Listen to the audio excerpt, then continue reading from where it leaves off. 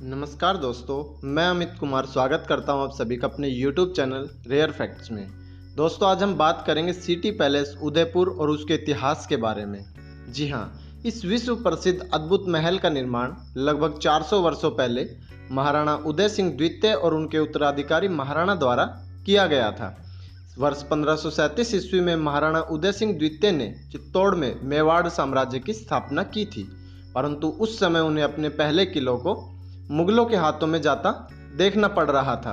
इसलिए उन्होंने बाद में पिचोला झील के पास एक स्थान को चुना, जो कि वनों, झीलों और अरावली पहाड़ियों द्वारा सभी तरफ से अच्छी तरह से संरक्षित था। वर्ष 1572 ईस्वी में उदय सिंह की मौत के बाद उनके बेटे महाराणा प्रताप ने उदयपुर की सत्ता को संभाला। हालांकि 1576 ईस्वी में हल्दी घाटी के युद्ध में वह मुगल सम्राट अकबर से पराजित हो गए, जिसके बाद उदयपुर पर मुगलों का शासन चलने लगा था। अकबर की मौत के बाद मेवाड़ को महाराणा प्रताप के पुत्र अमर सिंह प्रथम को जहांगीर ने वापस दे दिया था। वर्ष 1761 के बाद मराठों के हमलों के उदयपुर में साक्ष्य आज भी वहां के खंडरों में देखे जा सकते हैं।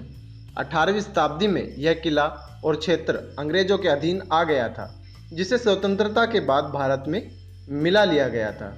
तो चलिए आज हम जानते हैं सिटी पैलेस उदयपुर के बारे में कुछ रोचक तथ्य।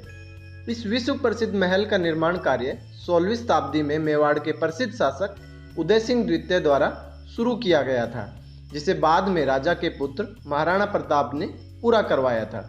इस महल पर कई साम्राज्यों के शासकों ने हमला किया था, जिस कारण वर्ष 1818 ईस्वी में यहाँ के शासक ने मराठाओं के बढ़ते आक्रमण को देखकर यह किला और क्षेत्र अंग्रेजों के साथ एक संधि कर उन्हें सौंप दिया था, जिसे 1948 के आसपास भारत में फिर से मिला लिया गया था।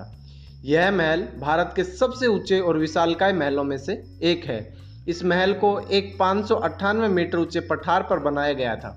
यह लगभग 244 मीटर लंबा और 30.4 मीटर ऊंचा है।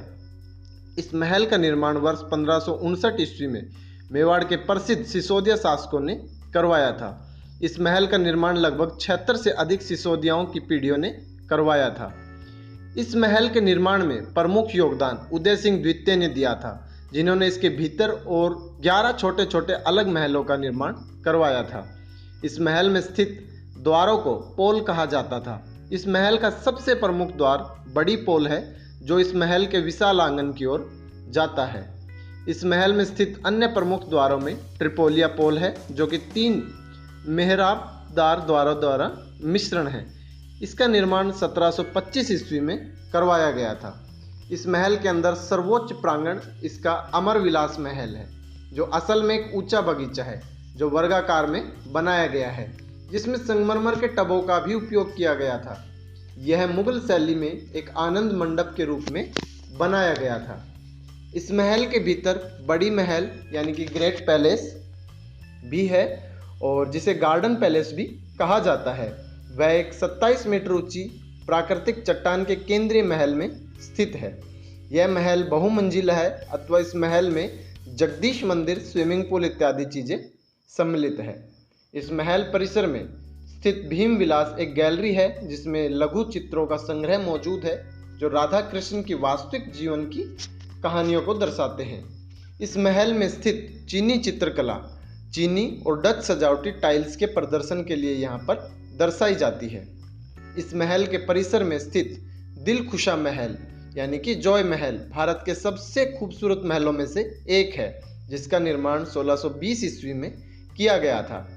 दरबार हॉल को वर्ष 1909 ईस्वी में फतेह प्रकाश पैलेस के भीतर राज्य भोज और बैठकों जैसे आधिकारिक कार्यों के लिए एक स्थान के रूप में बनाया गया था।